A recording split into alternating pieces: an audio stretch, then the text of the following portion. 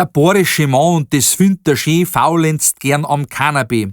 Ein Gradausblick zum Fernseher, die Fernbedienungen legt er zu ihm gleich her, bei der Wohnzimmertür ein kleiner Spalt offen steht, dass er's gleich sieht, wenn die Sein vorbeigeht. Weil du grad am Vorbeigehen bist, dass man feier am Rückweg nicht die Chips vergisst. Ja, er arbeitet meistens Hirt. Drum geht er zwecks Erholung gern einmal zum Wirt. Interessen werden da miteinander besprochen, FC Bayern, Audi und über Witze lachen. Auch andere Themen kann man hören, wer hat wem beschissen, wer liegt im Stern. Aber nicht zum Verwechseln mit einer Ratscherei, weil das ist ein Undugert von der Weiberei. Weil Ratschen tut der Mann gewiss nicht. Ganz im Gegenteil, Ratschen findet er blöd. Der Mann unterhält sich und tut diskutieren, quasi nur wichtige Gespräche führen.